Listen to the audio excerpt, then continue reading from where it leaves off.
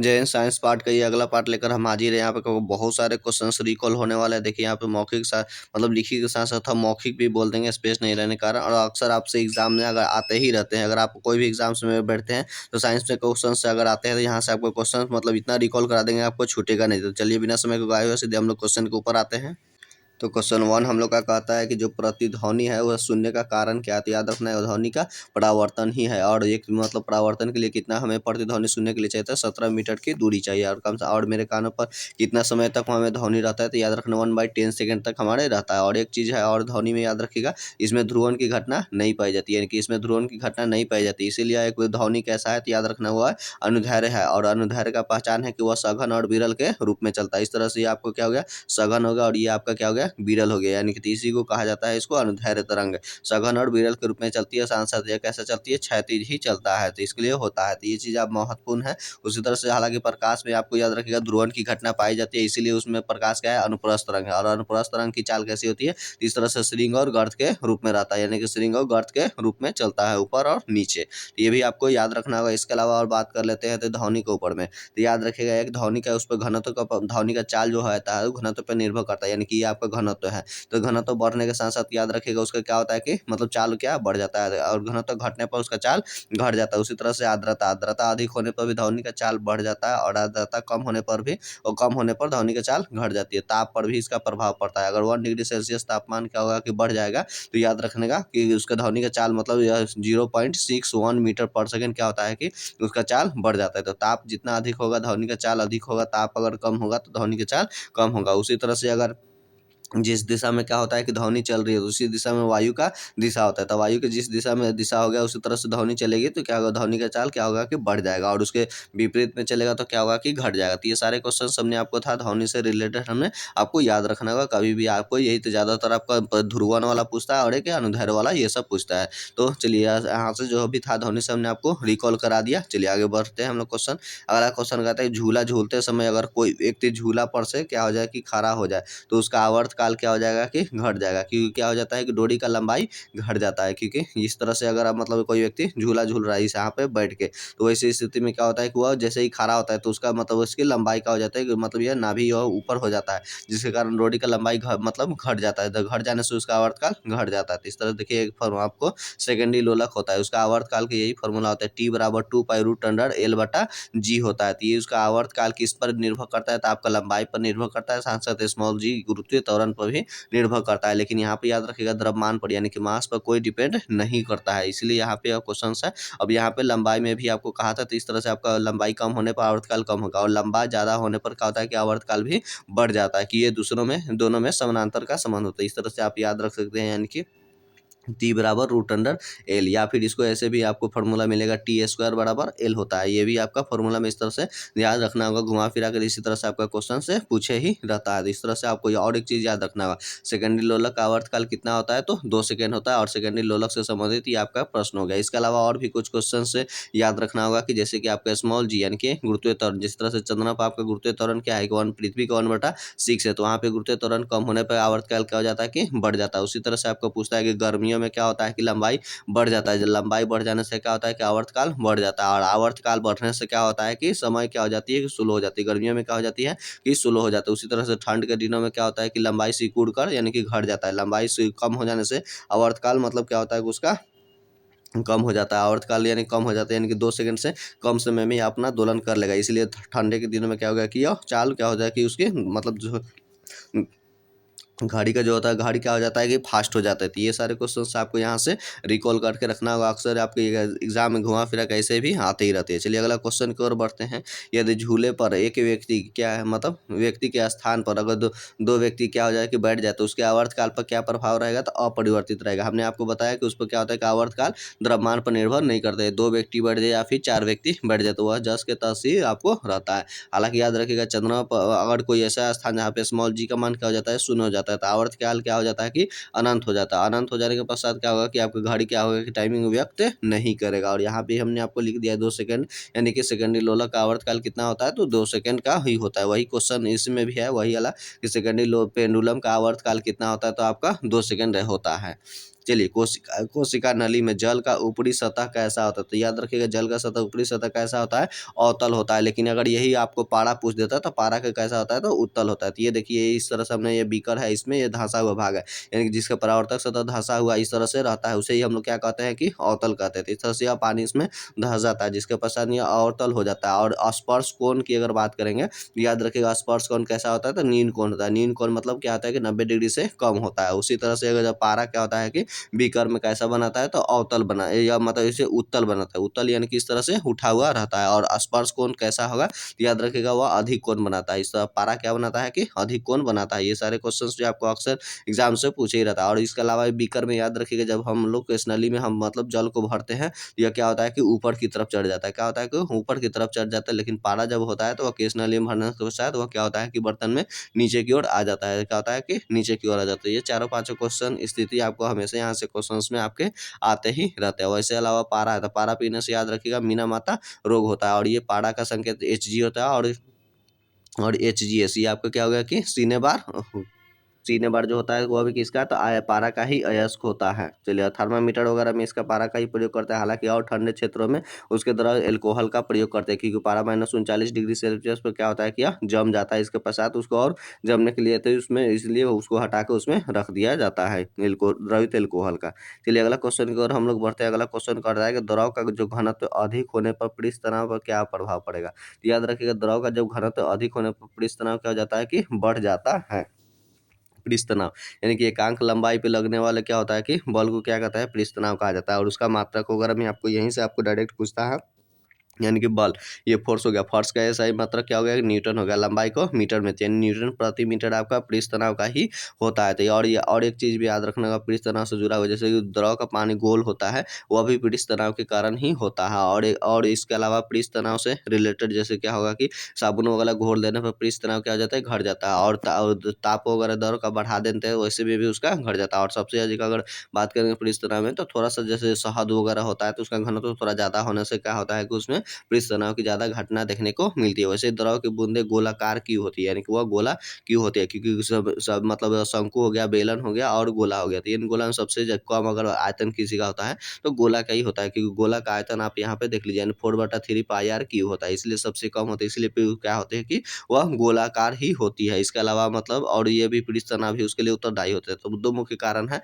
जो कि द्रव की बूंदों को क्या होगा? कि आपका गोलाकार होने का। तो ये सारे क्वेश्चन जो आपको यहाँ से रिकॉल रखना होगा। चलिए, पारे को जब एक बर्तन में रखा जाता है तो मेनिस्कोप कैसा होता है? मेनिस्कोप यानी कि स्पर्श कोण कैसा होता है? तो याद रखिएगा कि वह मतलब तो रखने पश्चात वह कैसा होता है? तो उत्तल होता है। और उत्तल होने के पश्चात स्पर्श कोण कितना बनाता है? तो याद रखिएगा, वह अधिक कोण का आपका निर्माण करता है। और यहाँ पे भी देखिए, यहाँ पे हमने आपको इस तरह से बना दिया है। इसी को कहा जाता है उत्तल कहा जाता है। वही आपका मेनिस्कोप यही आपका पूछ रहा है। ये ऊपर में भी हमने आपको रिकॉल कराया। चलिए, अगला क्वेश्चन की ओर बढ़ते हैं। तो ऊंचाई बढ़ने से वायुमंडलीय दाब क्या होता है? तो ऊंचाई बढ़ने के साथ साथ वायुमंडलीय दाब घट जाता है। जैसे वायुमंडलीय दाब घटता है तो इसके पश्चात क्या होता है? कि द्रव का क्वथनांक भी आपको क्या हो जाता है? कि घट जाता है। वो 100 डिग्री के बजाय 100 से कम पे ही उबलेगा। इसीलिए उबलेगा तो इस तरह से मतलब चावल का हो जाता है, आधा कच्चा ही रह जाता है। इसीलिए मतलब ऊंचाइयों पर बढ़ने के साथ साथ ऊंचाई पे हम लोग जाते हैं तो वायुमंडलीय दाब क्या होता है? कि घटते जाता है। घटने के पश्चात क्या होता है? खाना वगैरह बनने में भी काफी विलम्ब होती है। इसके अलावा वायु दाब वगैरह कम होने से क्या होता है? कि मतलब पेन से जो होता है स्याही वगैरह वो बाहर की ओर निकल जाता है। साथ ही साथ हमारे नाक से भी खून वगैरह आने लगता है, तो आपको वही कम होने के कारण ही होता है। और एगो चीज़ याद रखना होगा। और समुद्र तल पर वायुमंडलीय दाब कितना होता है? तो 76 सेंटीमीटर होता है। हालांकि एमएम में अगर बात करेंगे तो 760 एमएम होता है। वायुमंडलीय मतलब दाब को किस में मापा जाता है? तो बैरोमीटर से हम लोग मापते हैं। बैरोमीटर का 4 स्थिति आपको याद रखना होगा। एक आपको मतलब वह धीरे धीरे ऊपर की ओर चढ़ता है, तो याद रखेगा धीरे धीरे ऊपर की ओर चढ़ेगा तो मौसम शुष्क रहेगा। और मौसम शुष्क रहेगा यानी कि मौसम साफ रहेगा। और अचानक से तेजी से ऊपर की ओर मतलब थर्मामीटर का पाठ्यांक बढ़ेगा, इसका मतलब मौसम और अति अर्ध शुष्क हो जाएगा। याद रखना, अति शुष्क हो जाएगा, उसको कहा जाता है अति शुष्क हो जाता है। अब बात करते हैं नीचे की ओर गिरना वाला, यानी कि एकाएक नीचे की ओर गिरेगा तो आंधी तूफान आएगा। और जब धीरे धीरे नीचे की ओर गिरता है तो याद रखना होगा कि धीरे धीरे जब गिरेगा तो वह मतलब बारिश होता है।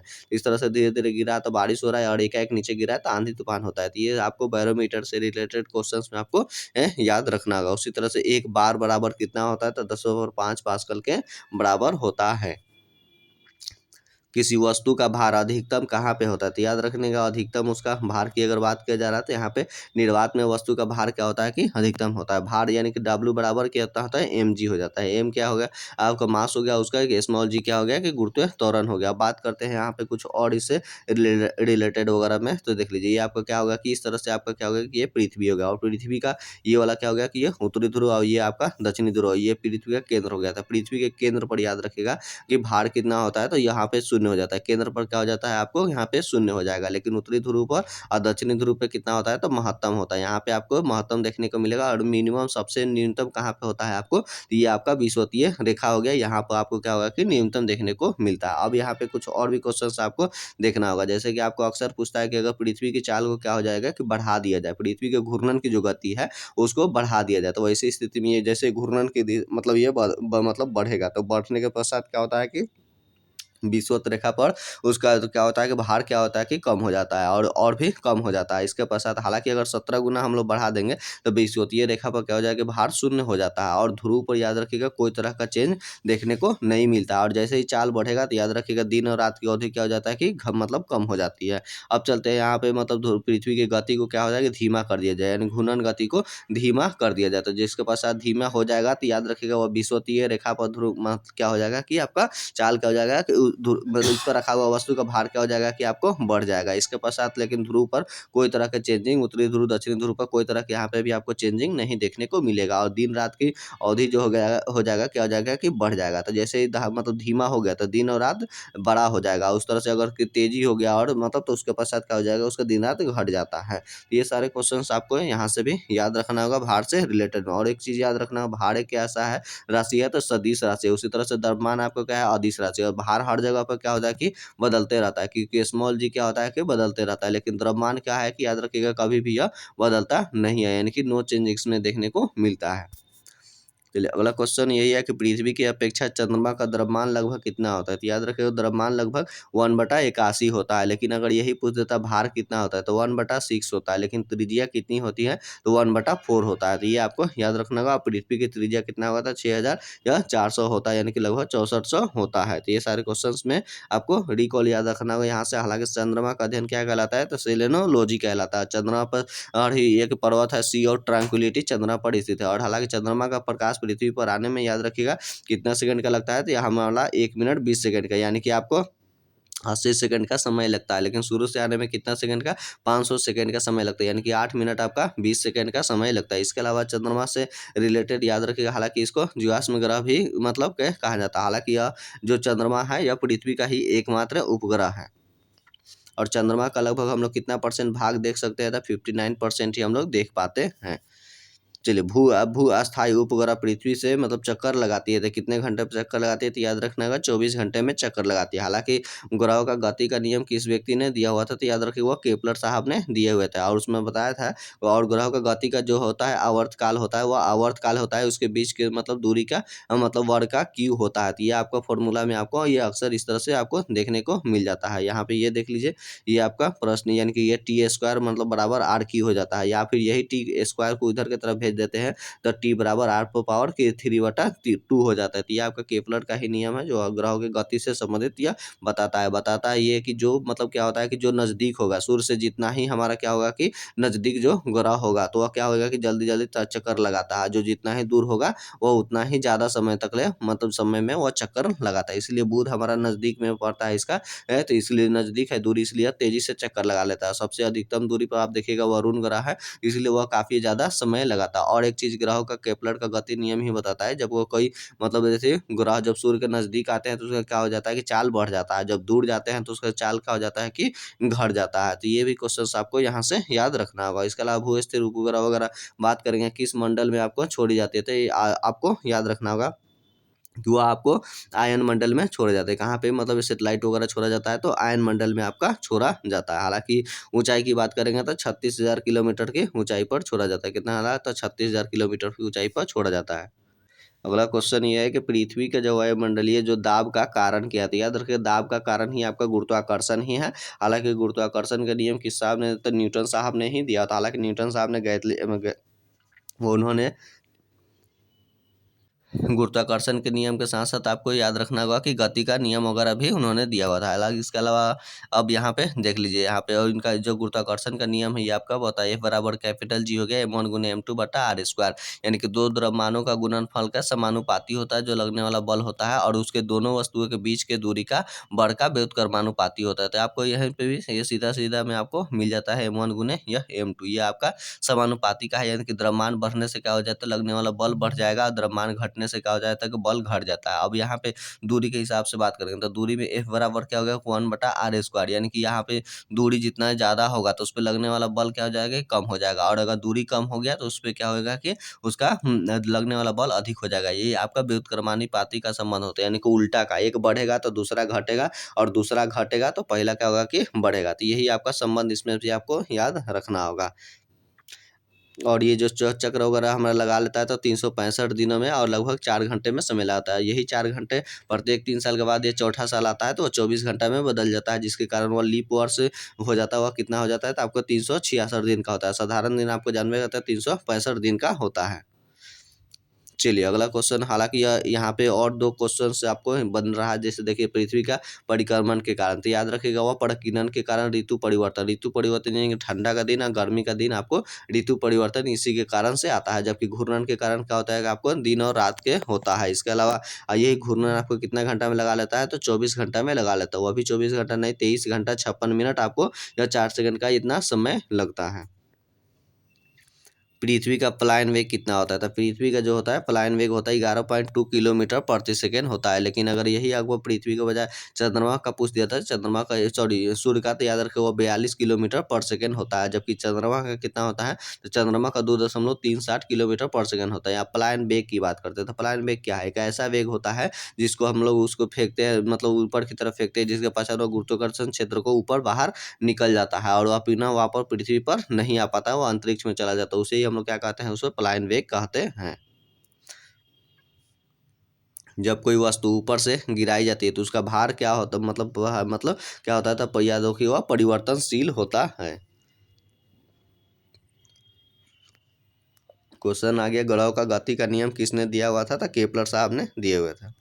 और यहाँ पे देख लीजिए जैसे न्यूटन साहब ने, तो आपने हम बताया आपको गति का नियम दिए थे, गुरुत्वाकर्षण का भी नियम था। गैलीलियो ने इन्होंने टेलीस्कोप की खोज किया था। हालांकि गैलीलियो नियम नहीं, गति का पहला नियम दिया था, यानी कि जड़त्व का नियम को भी गैलीलियो का ही नियम कहा जाता है। और यहाँ पे कोपरनिकस साहब ने, तो ये कोपरनिकस ने ब्रह्मांड से संबंधित अध्ययन किया हुआ था। इन्होंने सबसे पहली बार बताया था क्या होता है कि सूर्य क्या होता है कि स्थिर होता है और उसके चारों ओर क्या होता है कि चक्कर मतलब पृथ्वी लगाते रहता है। तो इन्होंने कोपरनिकस ने कहा हुआ था। एक जेट इंजन किस सिद्धांत पर कार्य करता है, तो याद रखिएगा वह जेट इंजन रेखीय संवेग के संरक्षण पर कार्य करता है। और एक यहाँ पे संवेग बराबर कितना होता है, P बराबर mv होता है, यानी संवेग बराबर द्रव्यमान गुने वेग हो जाता है। उसी तरह से गतिज ऊर्जा होती है, तो गतिज ऊर्जा बराबर संवेग का स्क्वायर बटा 2m होता है। यानी कि आपको पूछता है कि संवेग को अगर दुगना कर देंगे तो गतिज ऊर्जा कितना हो जाएगी, तो 4 गुनी हो जाएगी। उसी तरह से संवेग को हम लोग आधा कर देंगे तो उसकी गतिज ऊर्जा कितना हो जाता है, तो 1/4 हो जाता है। ये संबंध आपको याद रखना होगा। और यहाँ पे भी आप देख लीजिए गतिज ऊर्जा का फॉर्मूला होता है 1/2 mv स्क्वायर हो गया, यानी कि अब भी के क्या हो जाता है कि स्क्वायर हो जाता है। इसी तरह आपको पूछा वेग को दुगना करेंगे तो उसकी गतिज ऊर्जा कितना हो जाएगी, 4 गुना हो जाएगा। अब यहाँ पे भी एक संबंध देखिएगा, क्योंकि संवेग में क्या है कि सिर्फ भी क्या है, भी गुणनफल के रूप में है, लेकिन यहाँ पे आपको गतिज ऊर्जा में भी क्या है, स्क्वायर के रूप में। इसीलिए आपको पूछता है कि अगर वेग को दुगना कर देंगे तो संवेग कितना हो जाएगा, तो 2 गुना ही हो जाएगा। अगर 3 गुना करेंगे तो 3 गुना ही हो जाएगा। लेकिन यहाँ गतिज ऊर्जा में क्या हो जाएगा, बदल जाएगा, क्योंकि यहाँ भी का क्या हो जाता है कि स्क्वायर हो जाता है। इसलिए गतिज ऊर्जा मतलब अगर वेग को दुगुना करेंगे तो ऐसी स्थिति में क्या हो जाएगा, आपका गतिज ऊर्जा क्या होना है, 4 गुना हो जाता है। और 3 गुना करेंगे तो वह 9 गुना हो जाएगा। तो ये सारे क्वेश्चन भी आपको याद रखना। हालांकि गतिज ऊर्जा का ये फॉर्मूला होगा कि स्थितिज ऊर्जा का भी फॉर्मूला याद रखेगा। स्थितिज ऊर्जा बराबर यह आपका mgh होता है। तो स्थितिज ऊर्जा और गतिज ऊर्जा दोनों को मतलब योगफल को क्या कहा जाता है, यांत्रिक ऊर्जा के रूप में जाना जाता है। एक गेंद को क्षैतिज से कितने डिग्री कोण पर मतलब फेंकने पर अधिक मतलब वह क्षैतिज दूरी तय कर सकता है, तो याद रखें वह 45 डिग्री के कोण पर फेंकने पर काफी लंबा दूरी वह तय करता है। वायुमंडल में बादलों के तैरने के कारण क्या होता है, याद रखिएगा आपको घनत्व के कारण ही आपको क्या करता है, तैरते रहता है। वायु से वायुमंडल, अब बात है यहाँ पे बादल का, तो याद रखिएगा और नेफोमीटर से बादल की गति ज्ञात किया जाता है। और सबसे ज़्यादा मतलब वर्षा वगैरह का आकाशीय बादल से ही आपका होता है। इसके अलावा अब बात करते हैं यहाँ पे मतलब दाब का, तो दाब का ऐसा है मात्रक में याद रखिएगा वो पास्कल होता है। इसके अलावा ताप का ऐसा हम लोग केल्विन होता है, और वेग को हम लोग मीटर पर सेकेंड में नापते हैं। और ये आपका क्या होगा कि घनत्व, यानी कि घनत्व का भी एक फॉर्मूला होता है, डी बराबर एम बटा ये भी होता है, यानी कि घनत्व बराबर आपका केजी मतलब प्रति मीटर क्यूब होता है। ये सारे क्वेश्चंस जो आपको यहाँ से मतलब रिलेटेड आपको याद रखना होगा। चलिए, गैसों के अणुओं की गतिज ऊर्जा किस पर ताप मतलब पाप पर मतलब वह शून्य हो जाती है, याद रखेंगे -273 डिग्री सेल्सियस पे शून्य हो जाती है। और इसे -273 तापमान को परम शून्य तापमान कहा जाता है। और इसी परम शून्य तापमान को Bose Einstein condensate, Bose Einstein मतलब क्या होता है कि कंडेंसेट के रूप में भी जानते हैं, जो पांचवी मतलब पदार्थ की पांचवी अवस्था होती है। इसकी जो गतिज ऊर्जा होती है तो काफ़ी ज़्यादा मतलब अति निम्न होती है। ये सारे क्वेश्चंस भी आपको याद रखना होगा। चलिए, ये पारा किस तापमान पर ताप तक ले प्रयुक्त हो सकता है, तो याद रखिएगा पारा वो प्लस में जाएगा तो 3600 डिग्री 360 डिग्री सेल्सियस तक नाप लेता है, और माइनस में आपका -39 डिग्री सेल्सियस तक माप लेता है। जबकि ये द्रव तेल कोहल जो होता है वो आपको क्या होता है कि -115 डिग्री सेल्सियस तक माप लेता है। इसीलिए वहाँ पे एल्कोहल हटाकर इसके सॉरी यहाँ पे पारा हटाकर उसको द्रव एल्कोहल हम लोग भर देते हैं। इसके अलावा हमने आपको बताया था पारा का अयस्क कौन सीने बार होता है, पारा पीने से आपका मीना माता रोग हो जाता है, जबकि कॉपर की अधिकता से शरीर में विल्सन रोग हो जाता है। तो ये सारे क्वेश्चन, हालांकि ये वीडियो काफ़ी लंबा जा रहा है, इसका अगला पार्ट लेकर हम काफ़ी जल्द हाजिर होंगे आप लोग के लिए। अगर आपको मेरा मतलब ये डिस्कशन रिकॉल काफ़ी अच्छा लगा तो प्लीज़ मेरे चैनल को सब्सक्राइब कीजिए, दोस्तों में शेयर कीजिए। अगला वीडियो मिलते हैं। जय हिंद।